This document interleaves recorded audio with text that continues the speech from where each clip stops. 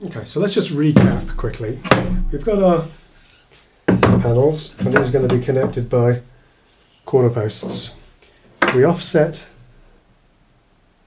the base by 18mm, 3/4 of an inch, and we gave ourselves 25 at the top. This is because, to make it even, this gives us a little bit of extra at the top here. And what we want to do is just knock this corner off with a little chamfer, just to give it a little bit of something more interesting. We'll do that on all 4 posts, on all 4 sides. Now,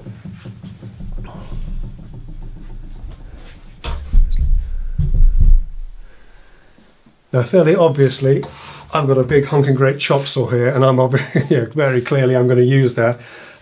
You can make a similar cut with, well, you can do the chamfer with a hand plane. You can do it on a table saw, bandsaw probably. You could probably do it by hand with a chisel if you've got time and patience. You do it with a block of sandpaper and a bit of wood. The idea here is just to make it, just to take that corner off neatly and consistently on all 4 sides and on all 4 posts. So I've got a chop saw, I'm going to use it. If you've got one, you should use it too.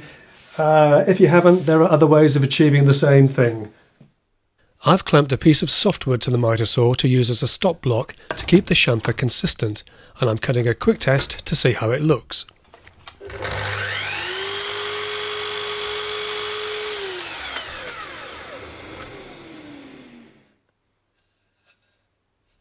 Ready?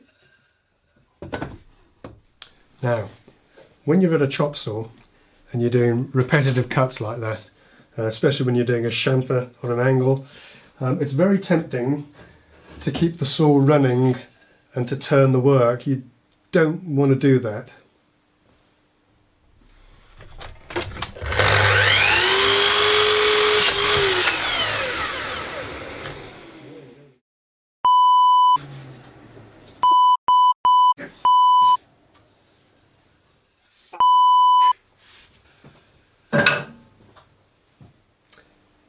Yeah, because that's the kind of thing that can happen. I was very fortunate, nothing untoward happened other than me screwing up the corner post. Of course, I'm filming this at a weekend. Filming, nothing to do with film, is it? I'm videoing this at the weekend. The timber yard's shut. I don't have enough offcuts to make another post, so I'm going to spend a happy half hour or so filling this and fudging it to make it look halfway decent again. So yes, a valuable lesson there, kids. Don't leave the saw running and try and turn the workpiece. Bad idea. Incidentally, you know the difference between a chamfer and a bevel? That's a chamfer. Fugas? Yes, that's a chamfer. So a chamfer is when you take the corner off something. So like, where the surface is, if you like, that you're joining with the cut are at 90 degrees or near 90 degrees. A bevel is where the cut you make joins 2 surfaces that are broadly parallel. Okay, so there we are. Half an hour and a little bit of careful filling and sanding later, and our crisis is averted. Nobody would ever know. You're not going to tell anybody, are you? Of course you're not. Okay, so we can think about getting the panels together now. The basic panels with the top and bottom rail are all done. We've got our posts finally all ready to go, and we can actually lay these out. They're going to be constructed in the simplest way possible. If you remember, we've got a little little 18mm gauge, 3/4 inch gauge at the bottom of each of the posts, so we can get those lined up easily. Plenty of glue. We're going to drive some screws to the little wooden beading on the sides, and we're also going to put a couple of screws straight through the posts into the rails, so good and strong all round. Normally, if it's going to be painted, you can just I would just countersink the screw in and a little bit of 2-pack resin, Bondo, whatever you want to call it, filled over the hole.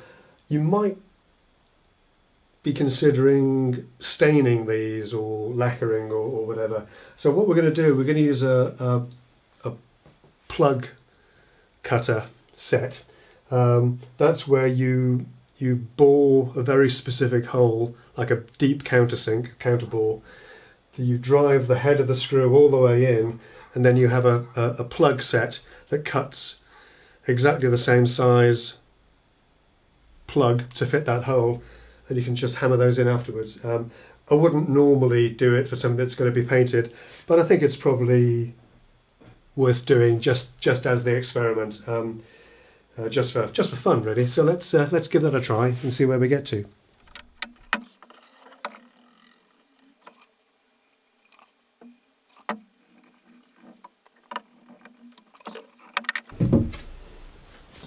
So, little block of wood.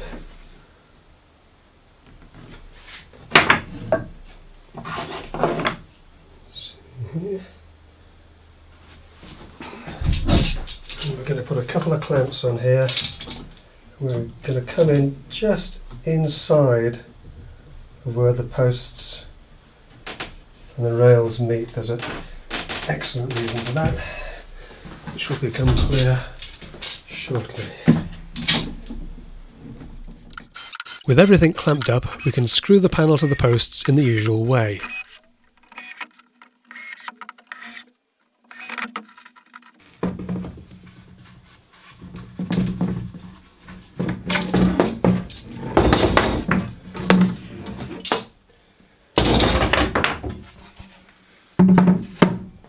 Then, with everything unclamped, we can mark an approximate centre line on each of the rails and extend this around the posts.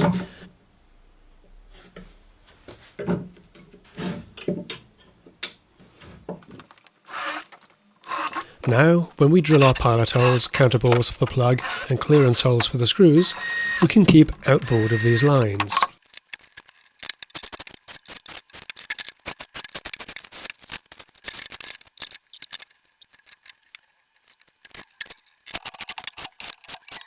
And when we join the panels together, if we drill our holes inboard of these lines, we can be sure the screws won't clash.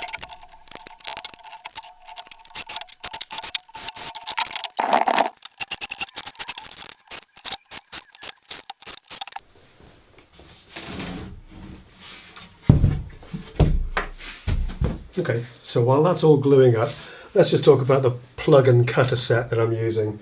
The cutter you've already seen. You know, it looks a bit like a countersink. All you do is you drill a hole like that, and then you drive the head of the screw all the way in. The plug cutter is a little bit different. Ideally, you should be using this with a drill press. You can do it freehand. I'll do it freehand on this one. And so you can see it. Put that down with that. And all you do,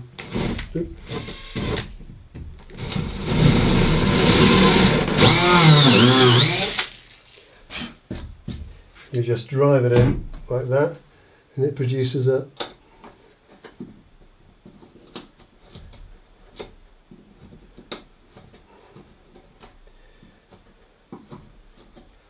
little plug, and that basically just fits neatly into that hole. Now what's good practice, it's not necessary for this really, but it's good practice, is to then just get a set of grips on it and turn it so that the grain lines up with the grain of the workpiece. As I say, it's not, not essential for this.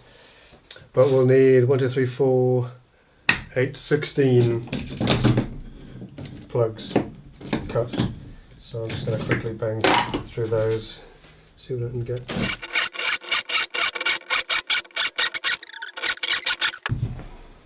And then you can usually just break these off at the base with a screwdriver. Or if you want to get fancy, you can use a bandsaw, but I don't have a bandsaw.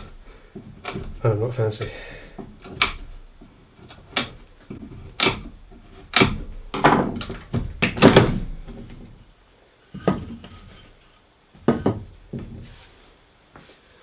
visions of them all disappearing down the holes in the holes in the bench. Little dab of glue. Line